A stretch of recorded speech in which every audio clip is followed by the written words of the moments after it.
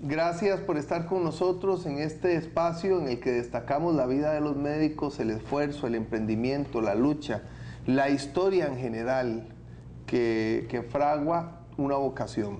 El doctor José Miguel Goyenaga Hernández estuvo antes con nosotros, nos contó de su niñez, su adolescencia, la escuela Juan Rudín, el Colegio Los Ángeles, que primero quiso hacerse ingeniero en la UCR y que luego su papá le ayudó a irse a México. Usted quería irse para Estados Unidos, pero su papá le consiguió cómo irse para México. Usted iba en el avión viendo las gotitas en la ventana del avión, donde el viento las hacía volar. ¿Qué pasó en México? Bueno, resulta que llegué a México con la tarjetita que me había dado mi padre, porque recientemente había venido un catedrático del UNAM, pero de ciencias económicas, porque mi padre era economista. Y eso que le dejó la tarjetica. Ahí fue donde descubrí yo la nobleza del pueblo mexicano, ¿verdad? Llego al hotel, inmediatamente veo la tarjeta y fui a buscarlo inmediatamente esa misma noche, porque llegamos en la noche. Eran vuelos que salían San José, Managua, Managua, San Salvador, San Salvador, Tegucigalpa, Tegucigalpa, Guatemala. Como el bus de la periferia. Exactamente, ¿verdad? Entonces llegué de noche y fui a buscarlo. El señor me atendió en su casa. Yo le dije que le enseñé la tarjetica, venía de parte de don Guillermo Goyenaga, que en San José de Costa Rica. Y dice, sí, yo estuve dando conferencias allá. No era un amigo personal de él, ¿verdad? Pero Dios dio su tarjetica. Entonces le planteé el asunto de que quería entrar a medicina, al UNAM, y de plano me dijo imposible, ¿verdad? Ya llevamos un mes de clases y es imposible. Yo lo puedo colocar en la Universidad Veracruzana, que tenemos un convenio, la UNAM con la Universidad Veracruzana, y entonces usted se va 6 meses, los primeros 6 meses, a Veracruz, hace sus 6 meses, viene y me busca con todos sus papeles, revalidamos ese primer semestre y entra al segundo semestre de primer año aquí en la UNAM. Son 6 meses que va a ir a Veracruz. ¿Y dónde queda Veracruz? Yo sabía de Veracruz una película que había visto de Burt Lancaster, pero Veracruz era un desierto y contra indios, etc. ¿Dónde queda Veracruz? Bueno, coja usted un avión, váyase usted al aeropuerto, coge un avión y saca un boleto que diga Veracruz. Pero déjeme llamar a Jalapa.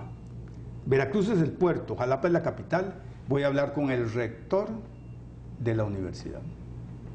Y el teléfono, en aquellos tiempos, operadora, una conferencia con fulano de tal y que esto es el rector de la universidad, sí, colgó y estuvimos platicando. Como 30 minutos. A los 30 minutos son el teléfono, operadora, sí, ya está lista la conferencia, se llamaban conferencias. Apareció el otro y yo lo único que oí, mira, fulano, tengo un muchacho que yo necesito hacerle un favor al papá. Necesito que lo metas a Veracruz, a la Facultad de Medicina. Él era el rector de la universidad, estaba en Jalapa, a 100 kilómetros del puerto de Veracruz. Bueno, sí, que dice que cómo no. ¿Y ahora qué hago? Vaya, se fue a Veracruz. Me fui a Veracruz, llegué a un hotel, me fui a la Facultad de Medicina y llegué a hablar con la secretaria del decano. Mire, fulanita, es que yo vengo a matricularme. Imposible. ¿Cómo se le ocurre? Llevamos un mes de clases. Pero ¿cómo es el tráfico de influencias en aquellos tiempos, verdad? El PRI tenía como 70 años en el poder, ¿verdad? O 50, digamos, años en el poder. Entonces le digo, es que yo vengo recomendado por el rector. Inmediatamente abrió los ojos, porque cualquier metida de pata le cuesta el puesto, y a lo mejor tenía 20 años de estar ahí. Entró con el decano, salió, espérese un momento que vamos a llamar a Jalapa. Vea cómo en las cosas en aquel tiempo, o la providencia divina, que ahora después de viejo uno ve la providencia divina en todas las cosas, porque yo he tenido unos avatares en esta vida y de todos he sobrevivido. Y entonces al rato volvió a entrar. Ya el decano había hablado con el rector. Sí, sí, que puede venir a matricularse. Bueno, pues ¿ahora qué hago? Le venga en la noche. ¿Pero dónde voy?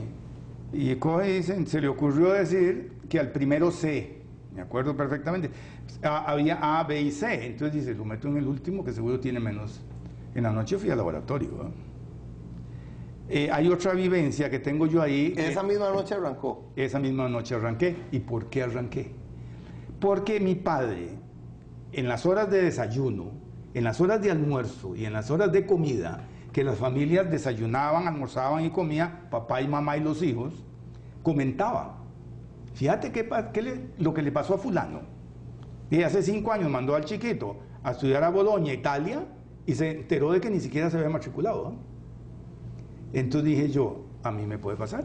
Si no voy en la noche, es capaz de que no voy en la mañana, es capaz de que no voy hasta el otro semestre. De todas maneras ya comenzaron, ¿verdad? Entonces, viendo lo que había pasado, me fui. Y sucedió una cosa maravillosa de la cual yo le estoy agradecido al pueblo mexicano a través del pueblo veracruzano. En la noche, pasan la lista. Profesor, y así, profesor. Todo el mundo volteó a ver quién es el que decía 3 y 4. Profesor, no me llamó. ¿Y quién es usted? Yo soy José Miguel Goyenaga, que vengo de Costa Rica. Y ya aprendí a pronunciar Costa bien. Rica. Sí, para que no confundieran con Poza Rica, que hay una ciudad en Veracruz que se llama Poza Rica. ¿Pero qué hace usted aquí? Tenemos un mes de clases. Vengo recomendado por el rector de la universidad. Ya la frasecita esa me la aprendí. Bueno, ¿cómo dice que se llama?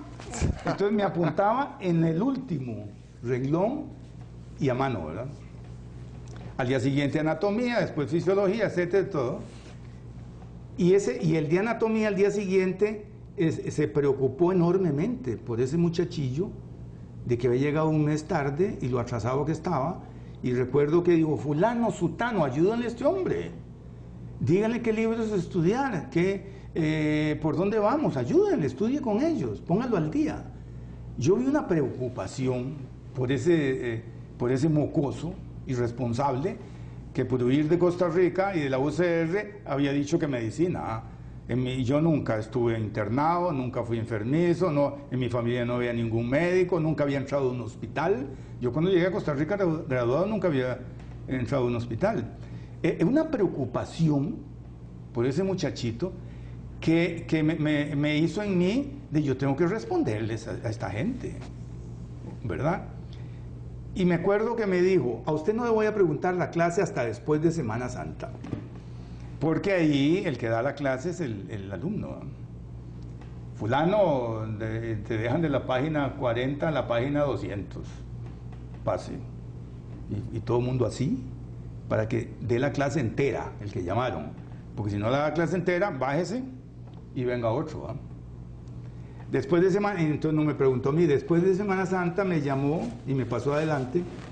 Yo hice un enredo, por cierto, con los músculos pterigoideos, que quedan allá por el esfenoides, ¿verdad? Y con aquello de 3 y 4, todo el mundo empezó a reírse, ¿verdad? Y la clase estalló en carcajadas, ¿verdad? Él, con un sentido humanista, ¿verdad?, enorme, me dice, no, muchachito, mejor siéntese. Y yo vi que ni siquiera apuntó, ¿verdad? Y me pone un 0 y se acabó, ¿verdad? Entonces yo me sentí comprometido con ellos. ¿Cuánto tiempo estuvo en Veracruz? Yo iba por 6 meses, me quedé 7 años. ¿En Veracruz siempre? En Veracruz. 5 de carrera, un internado que no necesitaba hacerlo porque podía venir a hacerlo aquí, porque aquí ya había universidad, ya había facultad de medicina, pero no quería venir muy bisoño, ¿verdad? Entonces hice el internado allá, pudiendo hacerlo aquí, y el servicio social.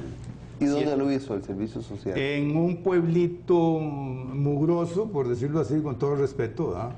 En el istmo de Tehuantepec, entre los límites de Veracruz y Oaxaca, piso de tierra, tijereta de gangoche, ni siquiera tijereta como los guanacastecas de lona, ¿verdad? Techo de cartón corrugado, pero impermeabilizado, ese negro que se usó en algún tiempo, ¿verdad? Ahí fui yo recién casado con mi esposa. ¿Usted se casó con una mexicana? Yo conocí a mi esposa el primer día de clases. ¿Era compañera suya? Era compañera mía. Nosotros acabamos de ir ella y yo en noviembre a celebrar los 50 años de graduados. Y yo digo que tenemos 55 años de andar juntos, mañana, tarde y noche. ¿Y ella se hizo médico? Ella hizo toda la carrera, se me atrasó un poco y entonces nos tuvimos que venir. Le dijimos al papá que nos casábamos y pues no has terminado, que le faltaban unas materias del último año. Entonces nos vinimos y ya aquí seguí yo el ejemplo de mi abuelo. Recordemos que mi abuelo era casado con una francesa, entonces la llenó de hijos, 9, y los hijos la llenaron de nietos.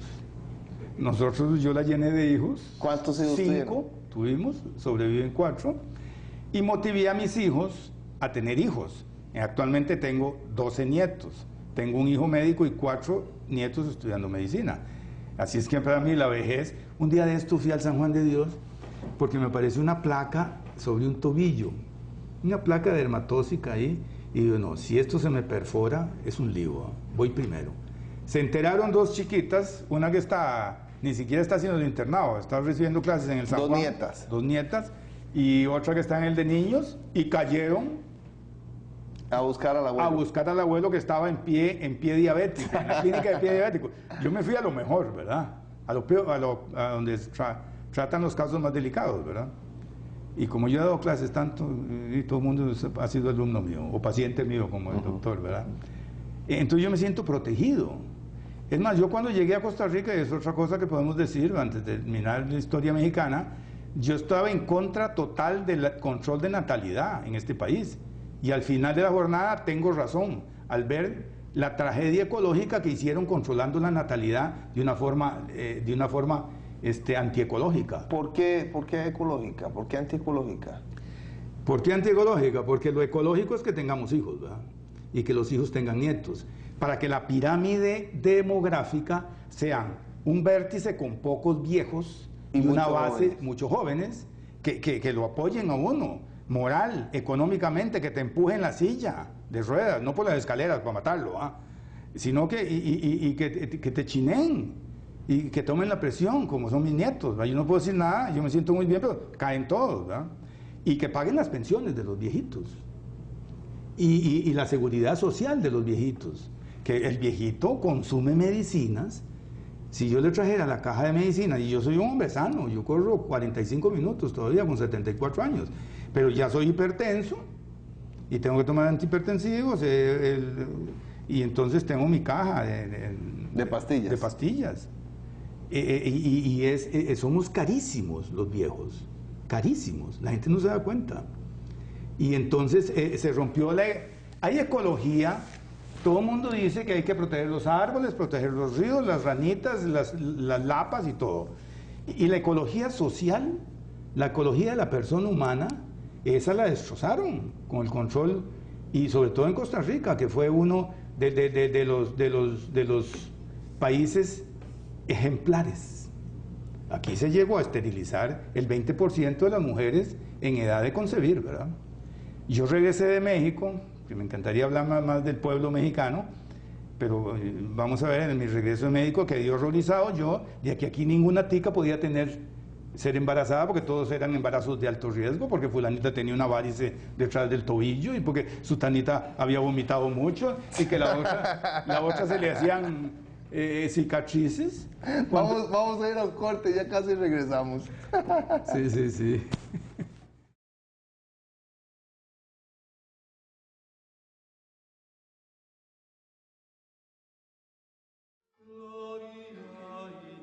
Acompaña al periodista Camilo Rodríguez en su recorrido por los templos más bellos y más interesantes del país en el programa El Loco de las Iglesias, los jueves a las 10:30 de la noche, con repetición los viernes a las 6:30 de la mañana y a las 2:30 de la tarde.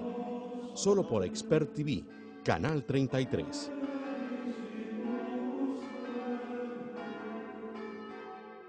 Posada Nacientes Palmichal es un proyecto muy especial en Palmichal de Acosta, a solo 43 kilómetros de San José.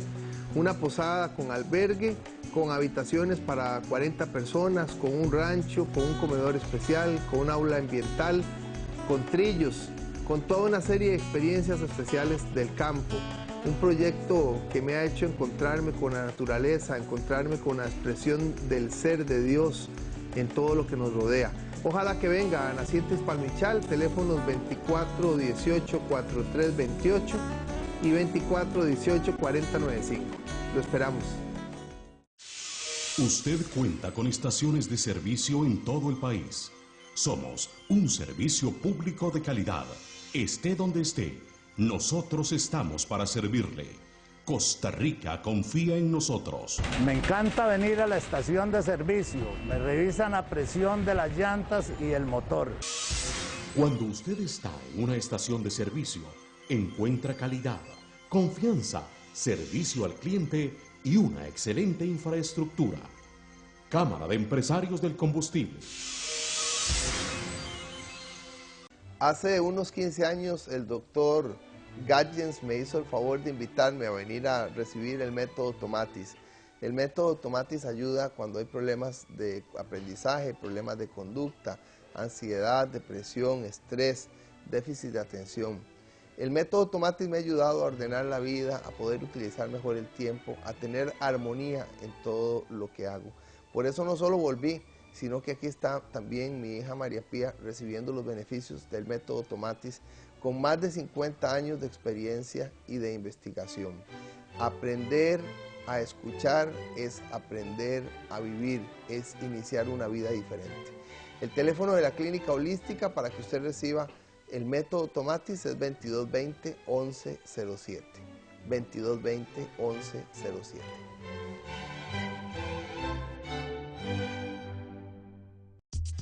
¿Usted quiere aprender computación? Si tiene más de 45 años o es adulto mayor, venga a Sinfotec y aproveche esta promoción.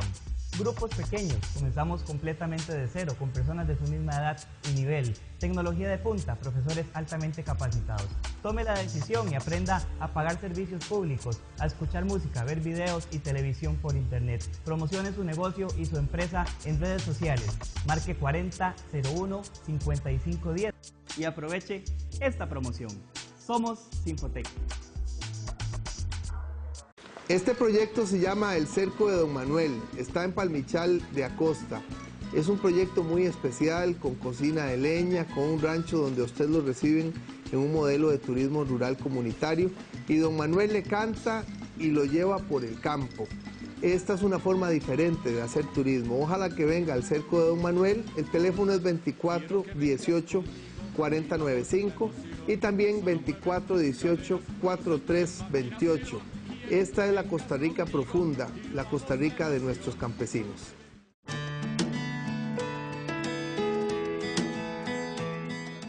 Acompaña al periodista Camilo Rodríguez en el análisis de la vida, el trabajo, la misión y la obra de los médicos en el programa de la Unión Médica Nacional, los jueves a las 10 de la noche, con repetición los viernes a las 6 de la mañana y a las 2 de la tarde. Solo por Expert TV, Canal 33.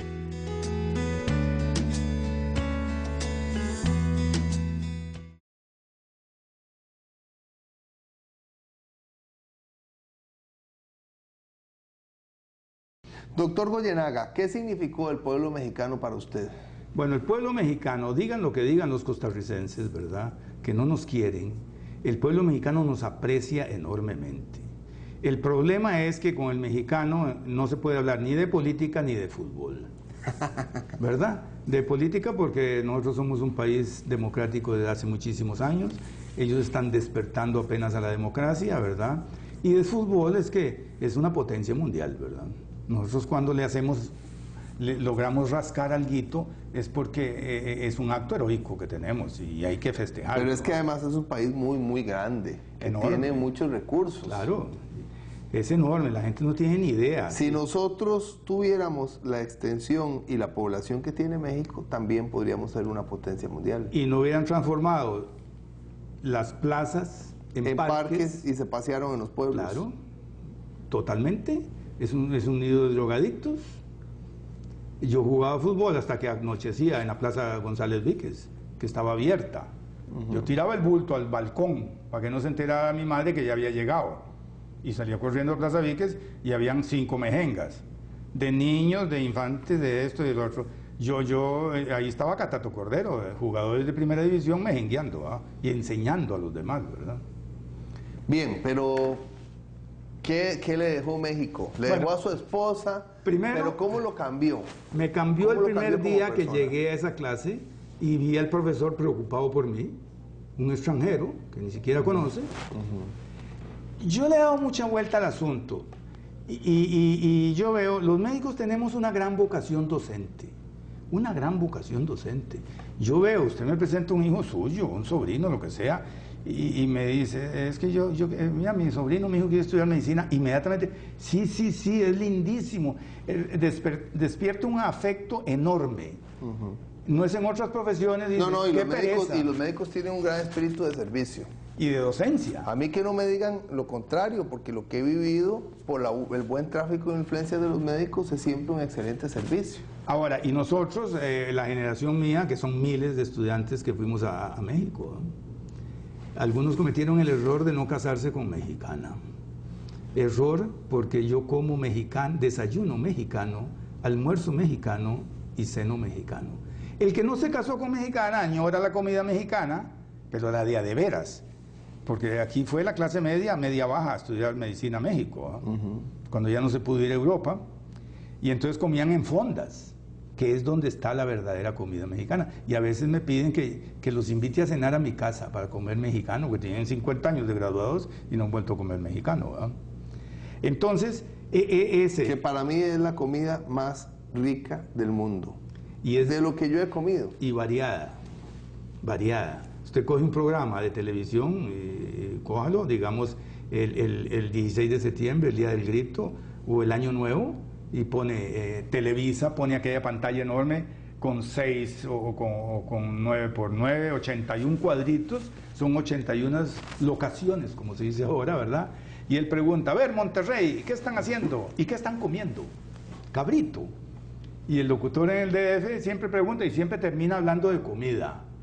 Y de Toluca, ¿y los chorizos? ¿Cómo están los chorizos? Y los mazapanes del otro lado, los vuelve a la vida de Veracruz. Cada vez que se habla de comida. El mexicano y mi esposa, cuando alguien nos hace un favor, ella dice, hay que invitarlo a cenar. Es decir, la comida es la manera de... Y a mí me invitaban. Yo me inmiscuí en esa cultura lo más posible, máxime que todo el mundo estaba estudiando, todos los ticos estaban en Guadalajara, en el Distrito Federal y en Puebla, Pachuca algunos, en Veracruz no había nadie. Se acababa de graduar el hijo de Deseado Barbosa, un farmacéutico de San Ramón. ¿Y usted estaba ahí? Y yo llegué... ¿Y no tenía amigos costarricenses allá? No había. Había un tico que llegó a jugar fútbol y tenía una zapatería. De vez en cuando pasaba yo. Pero es que no me interesaba.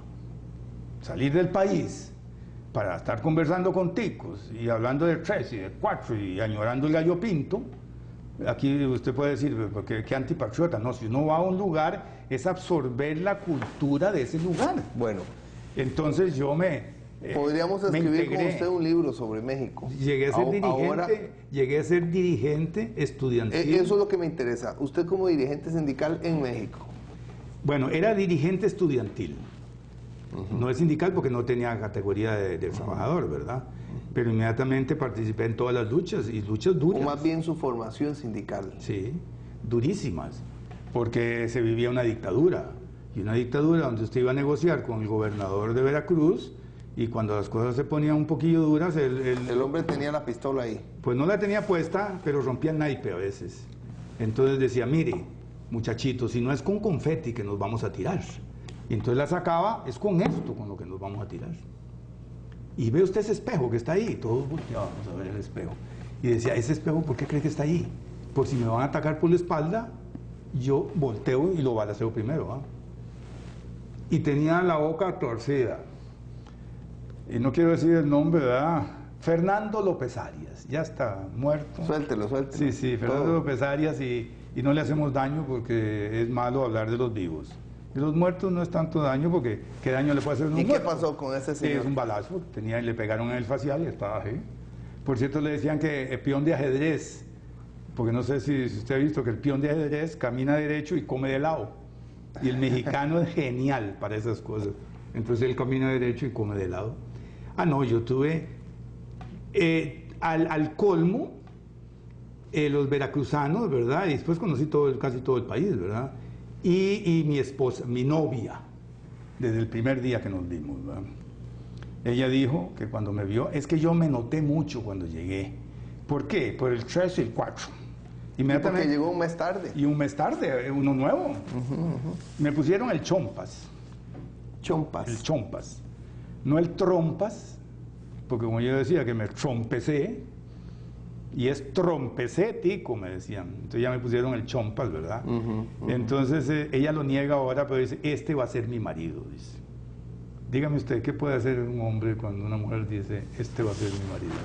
Nada.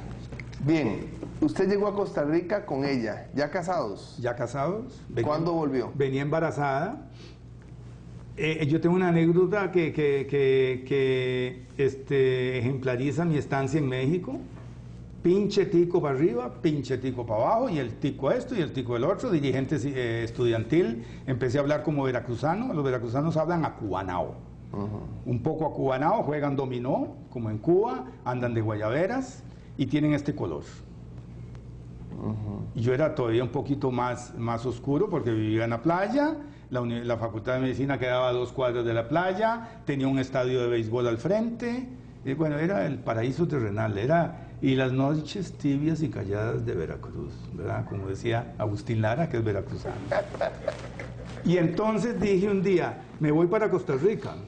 Y me dice un amigo, compañero de luchas estudiantiles, pinche tico, ¿qué vas a hacer a Costa Rica? Le digo, voy a trabajar.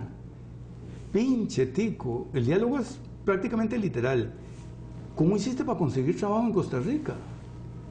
Yo soy costarricense. Pinche tico, tú eres costarricense. Y no sabía ni por qué le decían tico. No sabía ni por qué me decían tico. Y otro que le conté me dice, ¿y a dónde queda eso? Son como 5 países ahí para abajo. Yo voy y te dejo. Y vino y me dejó. ¿En carro vino? En carro, me dejó y se regresó. Ese es un eterno amigo mío, ¿verdad? Para que vea el pueblo mexicano, y voy a hacer aquí una salvedad, clase media para abajo. Clase media para arriba, pues ellos se cuidan mucho, ¿verdad? Protegen su estatus y todo aquello, ¿verdad? Pero no son tan abiertos como ellos. Yo tenía compañeros que de una pobreza extraordinaria. Yo tenía compañera a mi lado que vendía naranjas a grito pelado en el mercado central de Veracruz. A mediodía, que teníamos un ratito, pasaba yo por el mercado, estaba la Choco, Socorro Gutiérrez Solano, que es doctora, ya está pensionada, de blanco, porque íbamos de blanco riguroso, zapatos, calcetines, por el calor, ¿verdad? Y también para distinguir. Sí. Y Socorro pegando de gritos vendiendo naranjas, ¿va? ¡Hola, tico! ¿Qué hubo, Socorro? Nada que se vaya a esconder porque qué vergüenza. Y al rato estaba con nosotros. Hasta aquí tenemos que dejar este espacio porque se nos acabó el tiempo, pero ahora volvemos solo a hablar de Costa Rica, solo de su trabajo aquí. Gracias a Fred Bolaños, a Diego Blanco en la producción de este espacio, a don Alexander Azofeifa Monge, gerente de la Unión Médica Nacional, al doctor Edwin Solano Alfaro, presidente de la Junta Directiva de la Unión Médica Nacional, a la Junta Directiva en pleno, que permite estos espacios, estas historias de vida de los médicos. Gracias a usted por acompañarnos, que esté muy bien.